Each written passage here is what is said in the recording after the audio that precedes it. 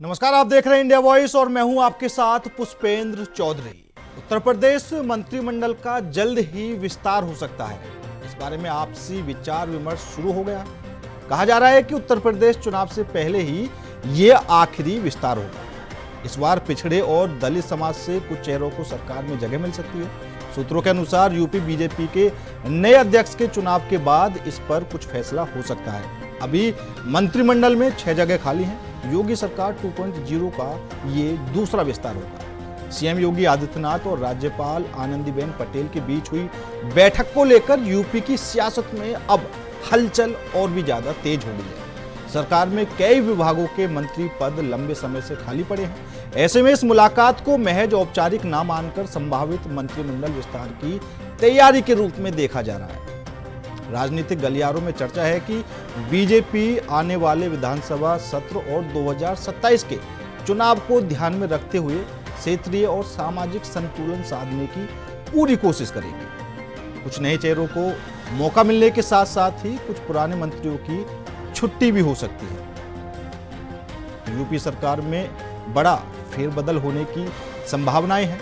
राज्यपाल आनंदीबेन पटेल से मुलाकात के बाद ये चर्चाएं और भी ज्यादा तेज हो गई हैं। फिलहाल 6 जो पद हैं वो खाली पड़े हैं और ये भी अनुमान लगाए जा रहे हैं कि जल्द ही नए चेहरों को जगह मिल सकती है। और ये भी कयास लगाए जा रहे हैं कि जो कुछ पुराने चेहरे हैं उनकी भी छुट्टी हो सकती है। सीधा सा समीकरण ये है, आने वाला चुनाव, आने वाला विधानसभा सत्र, इन दोनों को देखते हुए जो संतुलन है वो बरकरार रखने की यहाँ पर उत्तर प्रदेश सरकार पूरी कोशिश करेगी। लेकिन किसको जगह मिलेगी, सबसे बड़ी बात ये होगी और आज इसी मुद्दे पर भी चर्चा करेंगे। लेकिन जो सबसे बड़ी बात है वो यही है कि आखिर किन वो नए चेहरों को जगह मिल सकती है।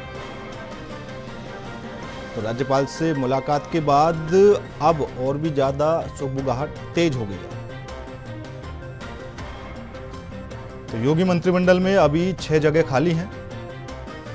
वर्तमान में यूपी में 21 कैबिनेट मंत्री फिलहाल हैं। 14 स्वतंत्र प्रभार और 19 राज्य मंत्री।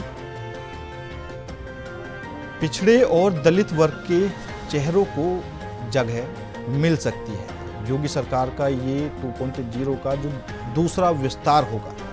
योगी आदित्यनाथ साल 2022 में दूसरी बार मुख्यमंत्री बने थे। लोकसभा चुनाव से ठीक पहले मंत्रिमंडल का विस्तार हुआ था। वहीं ओम प्रकाश राजभर को योगी सरकार में जगह मिली थी, उनको मंत्री बनाया गया था और अब मंत्रिमंडल विस्तार अगले विधानसभा चुनाव के हिसाब से होगा। क्योंकि जो भी समीकरण है, जो भी संतुलन है, यहाँ पर वो तमाम चीज़ें साधने की कोशिश की जाएगी।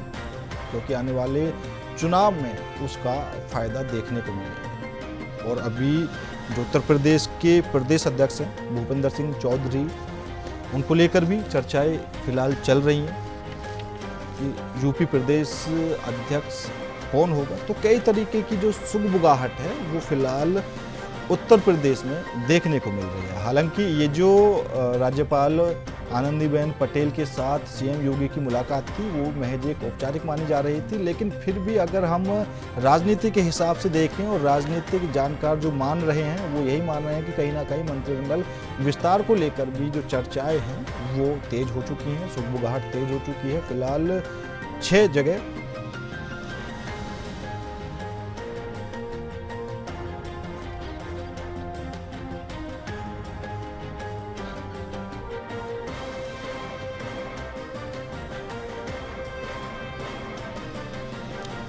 और आज इसी मुद्दे पर करेंगे चर्चा। चर्चा में शामिल होने के लिए हमारे साथ समाजवादी पार्टी से पूजा मिश्रा जी जुड़ चुके हैं, तो वहीं भारतीय जनता पार्टी से हमारे साथ सत्येंद्र त्यागी जी हैं। आप दोनों मेहमानों का बहुत बहुत स्वागत है। सबसे पहला सवाल सत्येंद्र त्यागी जी, सीएम योगी आदित्यनाथ की मुलाकात राज्यपाल आनंदीबेन पटेल से होती है। हालांकि एक शिष्टाचार मुलाकात मानी जा रही है, लेकिन चर्चाएं फिर भी तेज हो चुकी हैं कि कहीं ना कहीं मंत्रिमंडल विस्तार को लेकर बात हुई है। और जो आने वाला विधानसभा सत्र है उसके बाद 2027 के चुनाव होने हैं, उसको देखते हुए कुछ नए चेहरों को मौका भी यहां पर मिल सकता है, कुछ पुराने चेहरों को छुट्टी भी हो सकती है। तो क्या कुछ सुगबुगाहट चल रही है फिलहाल बीजेपी के अंदर? पुष्पेंद्र भाई, इंडिया वॉइस के चैनल के माध्यम से सभी दर्शकों को पुष्पेंद्र भाई आपको बहन पूजा मिश्रा जी को, सभी दर्शकों को राम राम, जय श्री राम, राधे राधे, नमस्कार, हर हर महादेव, भारत माता की जय, वंदे मातरम, जय श्री राम, जय श्री राम, जय श्री राम, जय जवान जय किसान। पुष्पेंद्र भाई, जैसा कि आपको पता है कि भारतीय जनता पार्टी वो पार्टी है जो भी काम करती है देश हित में, राष्ट्र हित में, और किससे जनता का भला हो, जनता का विकास हो। यदि ऐसी कुछ जानकारी होगी तो आप लोगों के सामने जल्द आ जाएगी। और यदि हमारे प्रदेश के मुखिया और योगी महाराज जी यदि राज्यपाल जी से मिलते हैं तो जैसे आपने खुद कहा कि ये एक औपचारिक मुलाकात है, तो मुख्यमंत्री और राज्यपाल आपस में मिलते रहते हैं और मिलना भी चाहिए, और कैसे प्रदेश का विकास हो, प्रदेश का कैसे आगे काम हो, ये और विपक्षी पार्टियों की तरह नहीं है कि जहां पर मनमुटाव होता रहे, आपस में मतभेद हो। यहाँ पर भारतीय जनता पार्टी में आपस में बड़ा ही अच्छा सामंजस्य है, और आपस में आपने देखा होगा सभी लोग समय समय पर मिलते रहते हैं, औपचारिक मुलाकात भी करते हैं। और यदि जरूरी होगा, जैसे कि आपने खुद कहा कि चुनाव से पहले कुछ बदलाव हो सकते हैं, तो यदि भारतीय जनता पार्टी और शीर्ष नेतृत्व को लगेगा कि कुछ बदलाव होने चाहिए तो बदलाव होंगे, आप सभी लोगों के सामने आ जाएंगे। और यदि लगता होगा शीर्ष नेतृत्व को कि नहीं होंगे, तो जरूरी नहीं कि ये मुलाकात चेंजेस के लिए ही हुई हो। नहीं, बिल्कुल ठीक बात है आपकी, क्योंकि जरूरी नहीं है कि मुलाकात किसी भी तरह के मंत्रिमंडल विस्तार को लेकर हुई हो, लेकिन जो चर्चाएं हैं वो फिलहाल यही चल रही हैं, क्योंकि लंबा अरसा हो चुका है और ये भी चर्चाएं चल रही हैं कि जो उत्तर प्रदेश के प्रदेश अध्यक्ष हैं कहीं ना कहीं उनमें भी बदलाव किया जा सकता है। अब बदलाव करना होगा तो ये तो सीधी सी बात है, क्योंकि जो आने वाला चुनाव है जरूर भारतीय जनता पार्टी फायदा तो देखेगी कि भैया आपके किसके नाम पर मोहर लगाई जाए जिससे आने वाले चुनाव में कुछ ना कुछ फायदा हो। देखिए पुष्पेंद्र भाई, जैसे कि मैंने कहा कि भारतीय जनता पार्टी का शीर्ष नेतृत्व, भारतीय जनता पार्टी की केंद्रीय चुनाव संचालन समिति, या जो भी भारतीय जनता पार्टी के जो हमारा नेतृत्व है वो बड़ा काबिल, बुद्धिजीवी और बड़ा अनुभवी है। यदि देखिए समय हमारे प्रदेश अध्यक्ष भूपेंद्र चौधरी जी का कार्यकाल पूरा हो गया है, तो जैसे आपने देखा होगा और राज्यों में भी प्रदेश अध्यक्ष बदले गए हैं और कहीं रिपीट भी होते हैं। तो यदि वो पार्टी देखेगी कि या तो उनको रिपीट करेगी या बदलाव, यदि उनको कहीं दूसरी जगह एडजस्ट करना होगा या तो उसकी जगह फिर दूसरे प्रदेश अध्यक्ष भी हमें मिल सकते हैं। और ये मैं बता सकता हूँ भारतीय जनता पार्टी की तरफ से कि यदि बदलाव होता है तो कोई ना कोई भारतीय जनता पार्टी का कार्यकर्ता ही निकल करके आएगा और वही प्रदेश अध्यक्ष बनेगा। ये विपक्षी पार्टियों की तरह नहीं है कि जहां पर सिर्फ एक व्यक्ति होता है वो ही अध्यक्ष बनता है, वो ही सब कुछ बनता है, या उसके परिवार के लोग ही अध्यक्ष बनते हैं। मतलब ऐसा यहाँ नहीं होता है। यहाँ पर कहीं से भी कोई भी व्यक्ति निकल करके उसके काम के आधार पर, अनुभव के आधार पर वो प्रदेश अध्यक्ष बन सकता है। यही भारतीय जनता पार्टी की खूबसूरती है, यही भारतीय जनता पार्टियों के कार्यकर्ताओं की एक मोटिवेशनल। ठीक है त्यागी जी। पूजा मिश्रा जी, आप किस तरीके से देखते हैं, क्योंकि अगर मंत्रिमंडल विस्तार होता है और जैसा सुनने में आ रहा है, क्योंकि अभी तो चर्चाएं हैं, अभी किसी तरह का स्थिति बिल्कुल साफ नहीं है, ठीक है, अभी इन्होंने कहा कि हमारे उसमें जो होता है वो शीर्ष नेतृत्व तय करता है सारी चीजें। अब अगर ओम प्रकाश राजभर के नाम पर इन्होंने किसी तरह की वो की तो वो तो फिर नाराज हो जाएंगे। नमस्कार पुष्पेंद्र जी और साथी प्रवक्ता को मेरा नमस्कार। अभी जो आप कह रहे हैं कि हो सकता है कि मंत्री जो है मंडल का विस्तार हो, सरकार की अपनी इच्छा हो सकती है मंत्रिमंडल का विस्तार करे ना करे, प्रदेश अध्यक्ष बदले ना बदले, उनकी मंशा हो सकती है।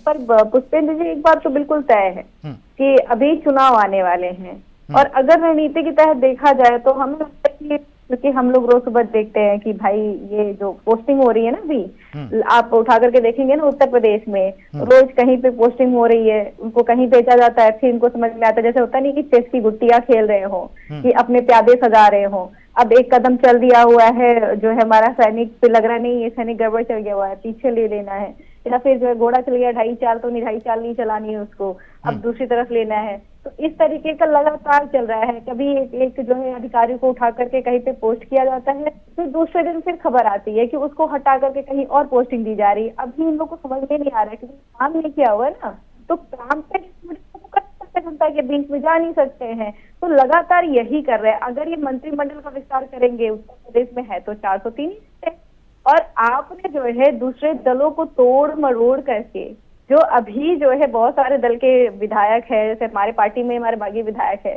तो चल तो आप ही के साथ में रहे हैं, और ऐसा तो है नहीं कि जो है आप उनको कुछ देंगे नहीं, देना तो पड़ेगा ही। बिल्कुल। जब आपकी सरकार रहती ना पुष्पेंद्र जी, तब आप बिल्कुल आजाद के तरीके से जो है जो मोल्ड कर रहे थे, पर चुनाव आता है, अभी आपको पता होगा कि जो है पंचायती राज तो है ओपी राजभर जी के पास में ही मंत्रालय उनके पास है, और जो है अनुप्रिया पटेल जी की पार्टी के पास में भी है। अभी इन्होंने कहा कि एक ही परिवार के, अनुप्रिया पटेल के हस्बैंड और वाइफ, एक जो है आपका केंद्र में मंत्री है, दूसरे जो है स्टेट में मंत्री हैं, ये दो लोग हैं, और यही सेम कंडीशन निषाद पार्टी के साथ में भी है। तो ये लोग जब पंचायती चुनाव लड़ेंगे, तो पंचायती चुनाव लड़ने के बाद में अगर ये जो है कहीं सही कर पाए तो अपना ऑब्वियसली ये क्लेम करेंगे कि हमें जो है सीटें चाहिए, 403 में ज्यादा सीटें चाहिए। इससे पहले भी चुनाव में देखा गया कि ये मांग रहे थे सीटों को लेकर के। ये जब ये बहस करेंगे, लड़ाई करेंगे, मुझे लगता है कि पहले से तैयारी करना चाहिए। काम के साथ जा नहीं सकते हैं, तैयारी करना चाहते किसी को मंत्रिमंडल में एडजस्ट कर दिया जाए, फिर जब टिकट मांगने के लिए आएंगे उस पर कर दिया जाए। अभी इन्होंने बोला कि हमारे बीच में कोई विवाद नहीं है। नजूल बिल आपको याद ही होगा, जो है जब नजूल बिल आती है विधानसभा से आगे जाती है, जब विधान परिषद में जाकर के रुक जाती है। क्यों रुक जाती है? क्योंकि प्रदेश अध्यक्ष भूपेंद्र चौधरी जी जो है रोक देते हैं, समर्थन नहीं देते हैं इस बिल को, और इसीलिए बिल रुक जाता है। तो आपके यहाँ पे तो बिना डिस्कशन के शायद बिल आ जा रहे हैं क्या, कि उत्तर प्रदेश में जो है सबको भाई चुनाव लड़ना होगा, सबको क्षेत्र में जाना पड़ेगा, तो कोई ऐसा गतिविधि नहीं करना चाह रहा, आपके चाहे घटक दल हो, चाहे आप ही के पार्टी के नेता क्यों ना हो, जिससे वो जनता के बीच में जवाब ना दे सके। तो इस बात को अगर आकलन लगाया जा रहा है कि मंत्रिमंडल का विस्तार कर सकते हैं, तो हो सकता है, क्योंकि इनको एडजस्टमेंट करनी है ना, कि कहाँ किसको किधर रखा जाए। बिल्कुल बिल्कुल पूजा जी, करना नेताओं को, जमीन पे काम नहीं किया, जनता को तो खुश किया नहीं है, तो किसको खुश करेंगे? ठीक है, नेताओं को खुश करेंगे। ठीक है सत्येंद्र त्यागी जी, क्योंकि समाजवादी पार्टी तो पीडीए के फॉर्मूला लेकर आगे बढ़ रही है और उनको साधने की भी पूरी कोशिश कर रही है, ठीक है। अब भारतीय जनता पार्टी भी पीछे नहीं रहेगी, वो भी चाहेगी कि भैया 2027 के चुनाव से पहले कुछ ऐसा गेम खेला जाए जिससे ये जो समाजवादी पार्टी का पीडीए फॉर्मूला है ये कहीं ना कहीं कमजोर पड़ जाए। देखिए पुष्पेंद्र भाई, मैं बताना चाहता हूं कि समाजवादी पार्टी का जो पीडीए फॉर्मूला है वो पहले से ही फेल है, शुरुआत से ही फेल है, क्योंकि बहन पूजा मिश्रा जी सवर्ण हैं, सामान्य वर्ग से आती हैं। यदि ये मिश्रा लगा रही हैं और ये सही है, तो मेरे हिसाब से ये सामान्य वर्ग से ब्राह्मण श्रेणी से आती है, ना तो ये पिछड़े में है, ना ये दलित में है, और ना अल्पसंख्यक में। यदि ये पिछड़े दलित अल्पसंख्यक में से हों और मिश्रा लगा रही होंगी, तो हो सकता है कि ये समाजवादी पार्टी के लिए इस तरीके का एक प्रोपेगेंडा के तहत काम कर रही हों। तो मैं बताना चाहता हूँ समाजवादी पार्टी को कि पी का मतलब परिवार, डी का मतलब डेवलपमेंट, ए कॉमन अथॉरिटी, इसी पर वो काम करते हैं। कभी भी आप देख लेना, राष्ट्रीय अध्यक्ष उनके बदलने वाले हैं नहीं। पहले पिताजी रहते थे, फिर चाचा को बनाया तो जबरदस्ती उन्होंने पिताजी को धक्का दे के पिताजी को भगा करके खुद बन गए राष्ट्रीय अध्यक्ष अखिलेश यादव जी। तो वहां पर तो कुछ होना नहीं है, और जनता को भी पता है कि पीडीए का मतलब क्या है, सिर्फ और सिर्फ परिवार का डेवलपमेंट करना है। परिवार, रिश्तेदार और परिवार के जितने लोग हैं उनके, पिछड़े दलित अल्पसंख्यक से तो सिर्फ वोट लेने हैं और उनको किसी भी तरीके से बरगलाना है। और रही बात भारतीय जनता पार्टी की, भारतीय जनता पार्टी कभी भी कोई काम करती है तो सबका साथ, सबका विकास, सबका विश्वास, सबको साथ में लेकर के काम करती है, सबको टिकट देती है, सबको, चाहे कोई गरीब कल्याणकारी योजना आए। कभी भी आपने ये नहीं देखा होगा कि सिर्फ ब्राह्मणों को मिल रही है, या सिर्फ वैश्यों को मिल रही है, सिर्फ क्षत्रियों को मिल रही है, सिर्फ हिंदुओं को मिल रही है, या सिर्फ मुसलमानों को मिल रही है। कोई भी गरीब कल्याणकारी योजना आती है वो सबको उसका फायदा मिलता है। लेकिन वहीं पर जब समाजवादी पार्टी की सरकार होती थी तो कई बार हमने बोर्ड लगे, मतलब जनता विरोध करती थी तो वहां पर लिख देते थे यादव आयोग, उत्तर प्रदेश लोक सेवा आयोग को लोग मिटा करके यादव आयोग लिख देते थे, क्योंकि जनता बड़ी परेशान होती थी। कभी सिर्फ M/Y फॉर्मूला चलता था। तो इस तरीके से ये नए नए फॉर्मूले चलाते हैं कि किस तरीके से वोट मिले और किस तरीके से परिवार का डेवलपमेंट हो, मतलब सिर्फ और सिर्फ इनको अपने परिवार का डेवलपमेंट करना है। लेकिन वहीं पर भारतीय जनता पार्टी की जो मानसिकता है, भारतीय जनता पार्टी की जो विकासधारा है, वो है कि किस तरीके से भारत का विकास हो, किस तरीके से हमारे देश आगे बढ़े, किस तरीके से हमारा देश 2047 में विकसित भारत संकल्प का जो लिया है मोदी जी ने, वो किस तरीके से 2047 में विकसित भारत बने, किस तरीके से जल्दी हम थर्ड इकोनॉमी में आए। अभी चौथे नंबर पर तो आ चुके हैं जापान को पीछे छोड़ करके।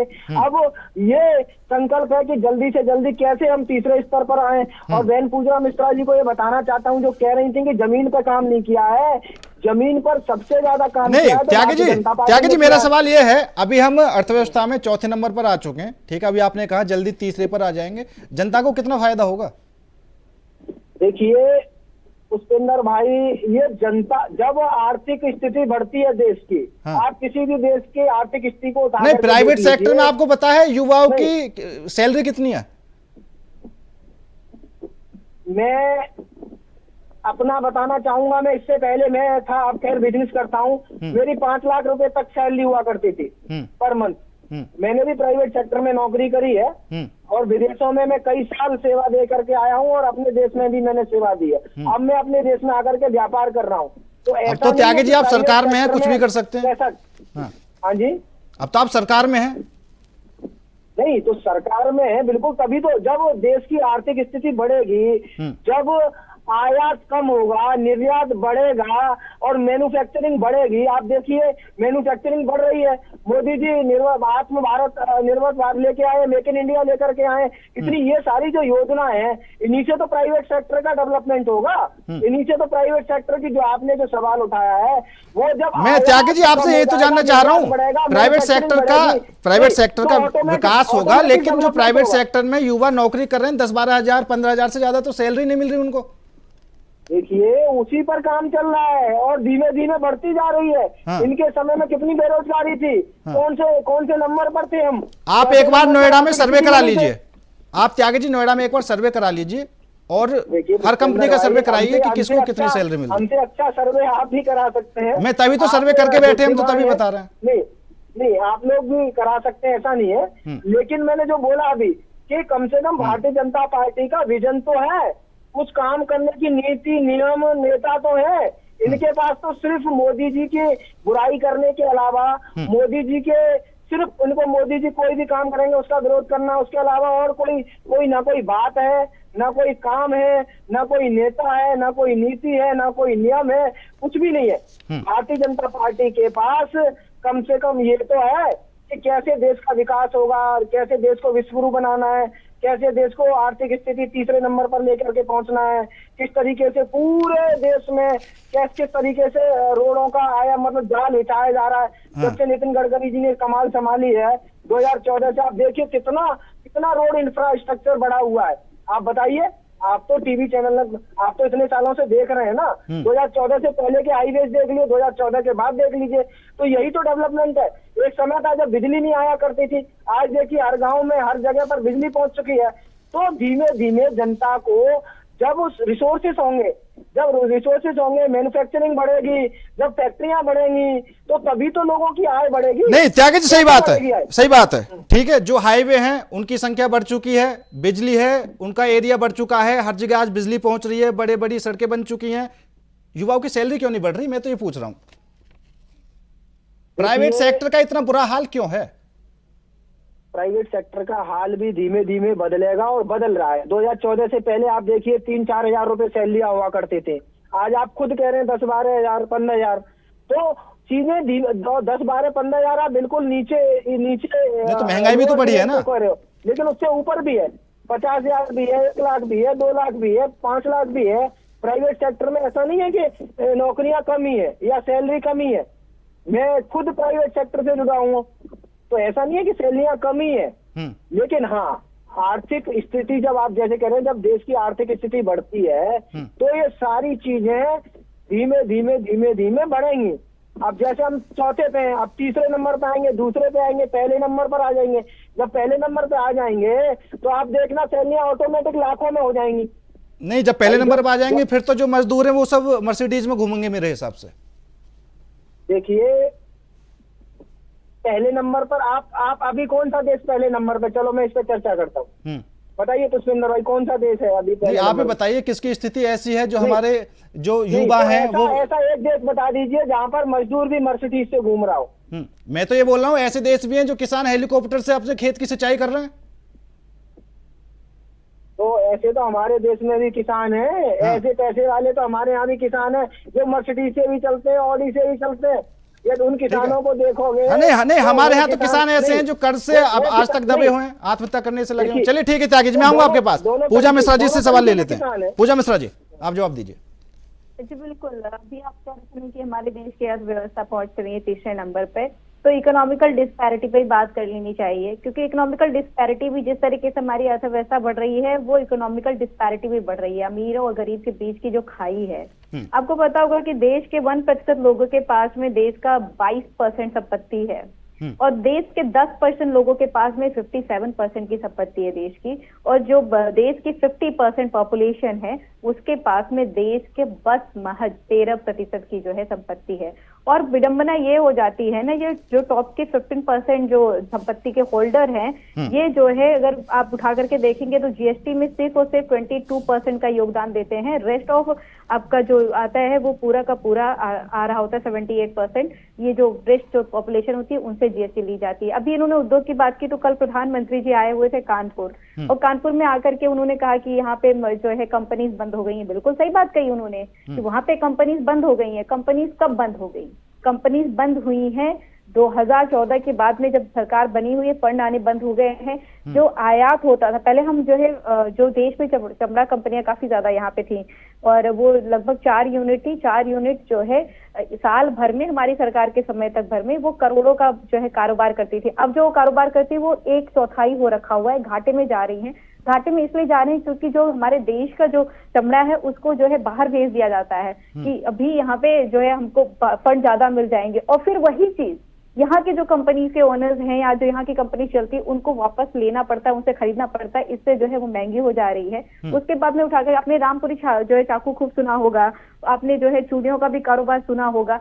ये सारी चीजें जो है अब खत्म होती चली गई है। ये जो है 10 सालों में इनकी दुर्दशा हो गई। इनकी दुर्दशा इसलिए हो गई, जीएसटी, लॉकडाउन और कुछ तो चिट फंड, जो मजदूर थे उनको चिट फंड ले डूबी।